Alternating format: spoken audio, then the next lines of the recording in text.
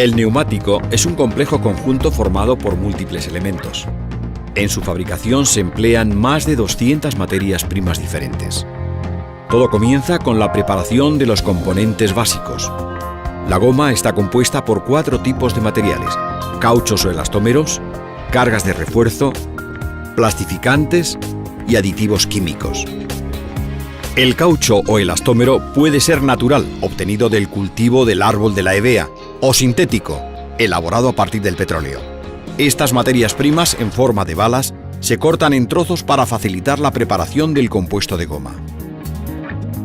A estos elastómeros se les añade negro de carbón y sílice, como cargas de refuerzo que proporcionan a la goma resistencia al desgaste. Distintos plastificantes, como aceites o resinas, ayudan a la homogenización de las mezclas y facilitan su extrusión. Otros ingredientes se utilizan en forma de polvo o granulados. Son los aditivos químicos. Su dosificación es una operación extremadamente compleja a escala industrial. La formulación debe ser precisa y uniforme a lo largo del tiempo.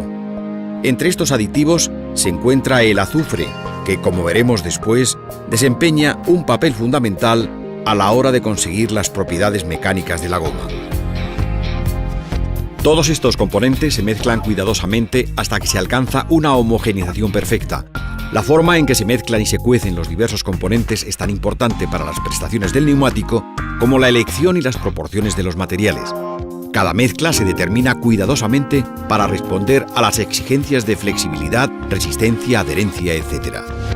El compuesto de goma obtenido se identifica para garantizar su absoluta trazabilidad y a continuación se acondiciona para su posterior transformación.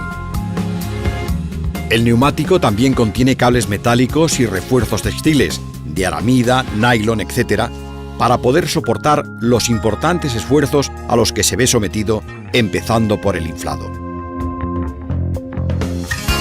Una vez preparados, estos componentes se transforman en un gran número de elementos: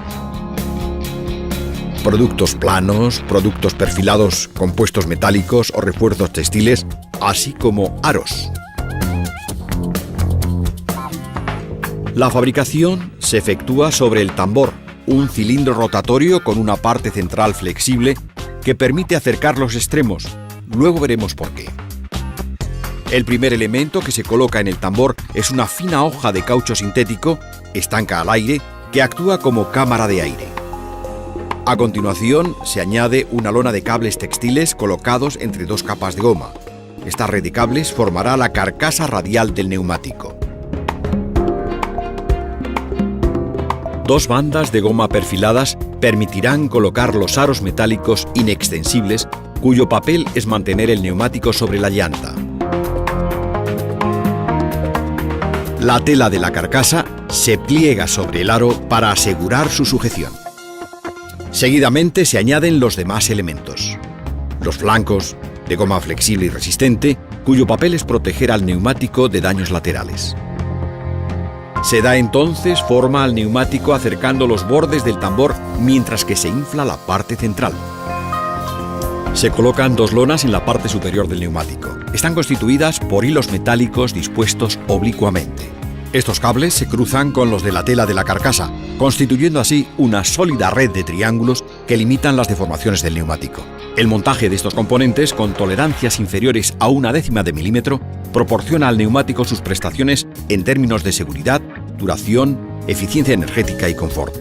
A continuación se coloca una estrecha lona de tejido textil formando un cinturón que rodea el neumático en el sentido de la rotación.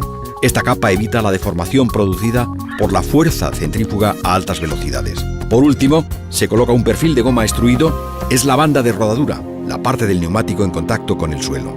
Así concluye la fase de construcción de un neumático. El neumático crudo se introduce en el molde de cocción, que lleva todos los futuros marcajes y dibujos. Una membrana llena de fluido caliente a presión empuja la goma aún maleable hasta el fondo de la escultura grabada en el molde. El calor del molde inicia el proceso de cocción. El aumento de la temperatura hace que el azufre contenido en el compuesto se adhiera a las moléculas de goma. Es lo que se conoce como vulcanización. De esta forma, la goma se transforma, pasando del estado plástico al estado elástico. Cuando se extrae del molde y tras enfriarse, el neumático adquiere su forma y sus propiedades definitivas.